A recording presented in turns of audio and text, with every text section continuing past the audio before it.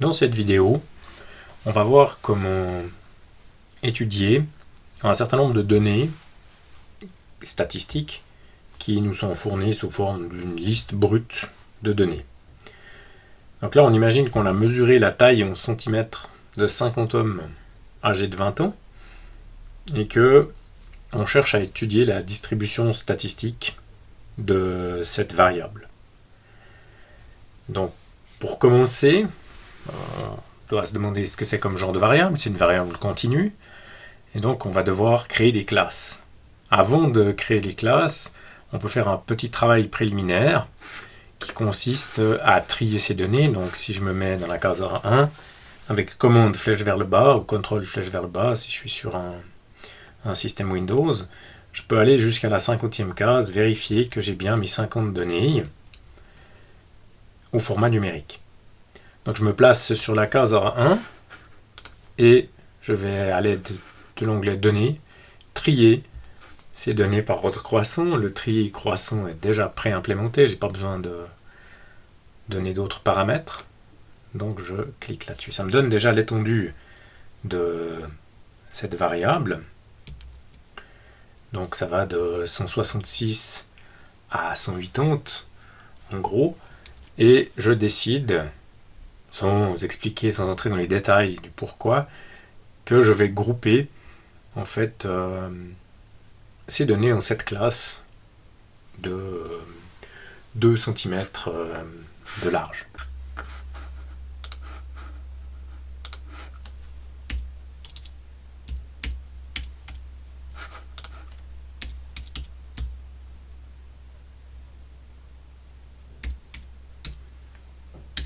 Je commence par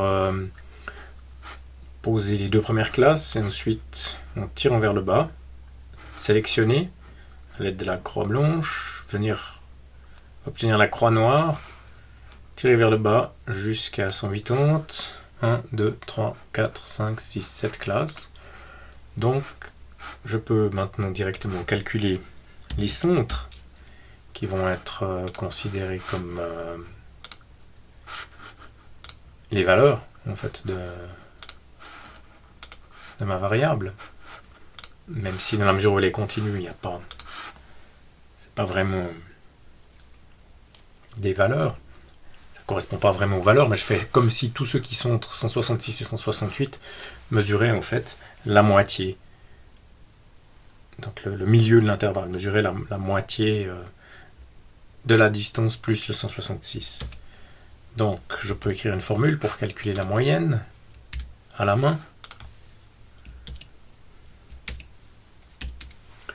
Bien entendu, j'aurais pu l'écrire aussi, mais ici c'est mieux de s'entraîner un petit peu.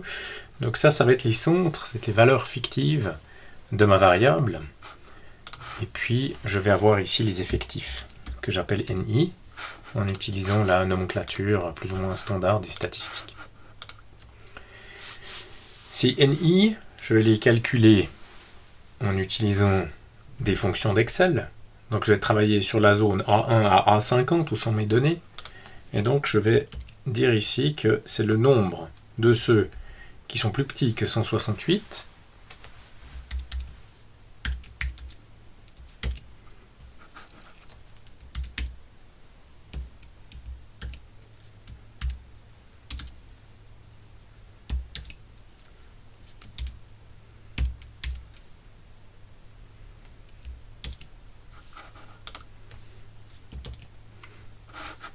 pour obtenir la valeur, pour obtenir la condition plus petite que 168, j'aimerais utiliser la valeur qui est dans la case E4 pour pouvoir ensuite tirer vers le bas. Et donc je dois utiliser le E commercial, l'esperluette ici, pour concaténer le symbole plus petit que avec la valeur de la case. Et puis maintenant, comme je vais tirer vers le bas, ici avec commande T ou CTRL T, je bloque verticalement. Je bloque verticalement de manière à ce que le bloc reste le même, la plage reste la même, quand je vais tirer vers le bas. Ensuite, je soustrais de nouveau une fonction qui va de nouveau être de A1 à A50. La plage est la même. Et le critère va être presque le même. c'est plus petit strictement que le 166. Alors là, il n'y en aura pas pour cette première case, mais quand je vais tirer vers le bas, ça va prendre tout son sens.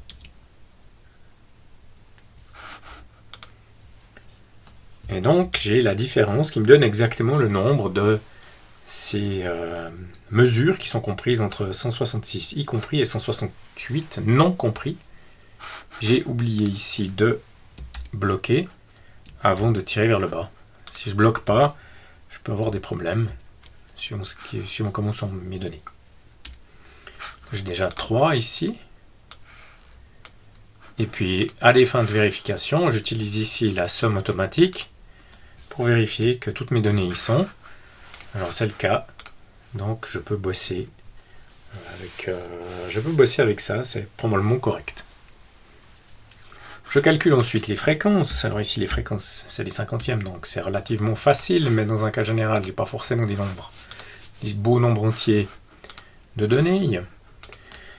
Et donc, je calcule l'effectif divisé par le total.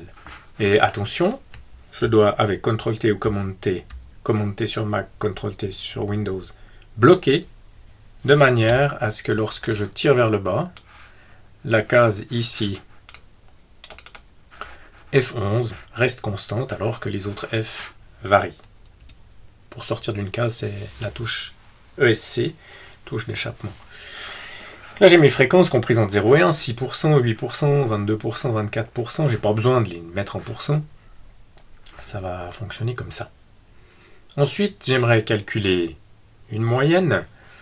Donc, pour calculer une moyenne, je vais travailler sur le produit des fréquences par les valeurs. Les valeurs sont celles-ci, et donc cette moyenne est légèrement faussée par rapport à la moyenne de A1 à A50. On verra ça tout à l'heure. Donc, je calcule le produit entre la fréquence et la valeur. Je tire vers le bas. Pour tirer vers le bas, je peux double-cliquer ici. Ça marche comme ça. Je fais une somme pour obtenir la moyenne qui est de 173,28. Si maintenant je calcule la moyenne brute de cette série de données à l'aide de la fonction Excel,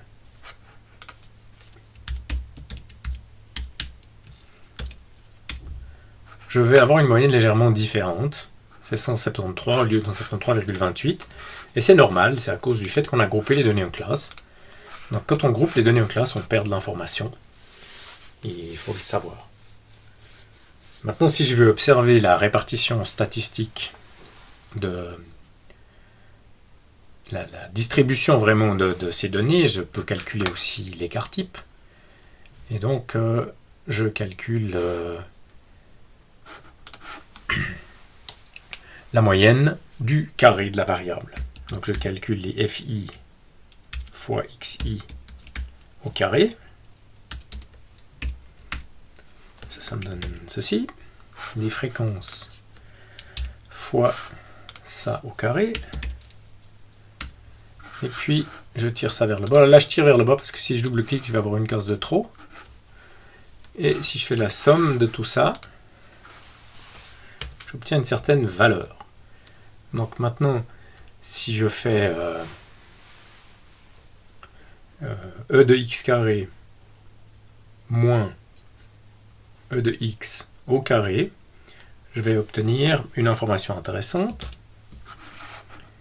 Ceci moins ceci au carré, ça me donne 106,88. Et si je prends la racine carrée de ce truc-là, cela me donne l'écart type de cette distribution. Donc j'ai pris ici la somme des FIXI carré. Ensuite, j'ai pris cette somme, j'ai enlevé le carré de la moyenne. Alors, en fait, j'ai pris ici D15, mais j'aurais dû prendre celle-ci pour rester cohérent par rapport à mes calculs. Et puis, j'obtiens ici donc I11 moins H11 au carré. j'obtiens ici la racine de ce truc-là, ce qui me donne à peu près 3 et quelques. Et ça, c'est à peu près l'écart type. De nouveau, si on regarde le calcul de l'écart type, donc ici, ce serait a priori un échantillon, donc on calculerait l'écart type standard. Mais bon, on peut discuter, ça ne change pas énorme. De A1 jusqu'à A50, j'obtiens 3,2. Donc on voit qu'on est à peu près dans les clous. Maintenant, il y avait une autre technique pour calculer l'écart type. L'autre technique, on va voir si c'est la même, c'est faire la racine carrée de la moyenne des carrés des écarts à la moyenne. Alors, pour calculer la moyenne des écarts à la moyenne, je fais comme ceci.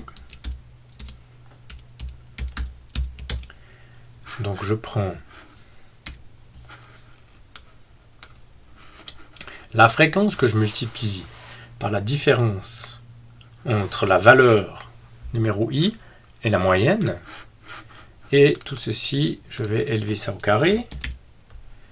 Donc j'avais bien fait d'agrandir un peu ma colonne, parce qu'il n'y a plus tellement la place. Donc je vais faire ceci, fi fois, entre parenthèses, cette valeur-là, moins la moyenne au carré. Et attention, comme je vais tirer vers le bas, je dois bloquer en hauteur la case H11, parce que sinon, je vais avoir des ennuis. Donc je calcule ça, j'obtiens ici ce calcul, je fais la somme à l'aide de la somme automatique, je prends la racine, je vois déjà que c'est la même valeur que j'ai obtenue par l'autre calcul. Donc il y a plusieurs manières de calculer, moyenne, écart type. Une fois qu'on a fait ça, on a fait pas mal de calculs numériques, et puis on peut chercher à illustrer le document en travaillant avec un histogramme. Donc on va dans Insertion, on insère l'histogramme ici 3D, non pas l'histogramme 3D, je veux Insertion, j'insère ici un histogramme normal, mais je dois d'abord sélectionner les valeurs que je veux insérer. Donc je prends les fréquences, je fais un histogramme des fréquences. Je vais chercher l'histogramme 2D, ici c'était juste, mais je n'avais pas sélectionné la colonne.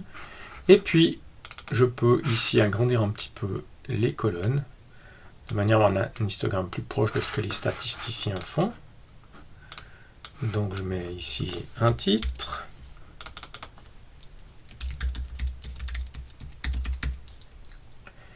Et puis, j'aimerais bien obtenir la taille ici, plutôt que ces valeurs 1, 2, 3, 4, 5, 6, 7. Donc je fais un clic droit, CTRL-clic sur le fond. Je vais sur Sélectionner des données. Et puis, je vais chercher ici, sur l'étiquette comme étiquette de l'axe horizontal, je le clique là-dedans. Je vais chercher ici les XI, pour que ce soit ces valeurs-là. Vous voyez que tout est bloqué ici.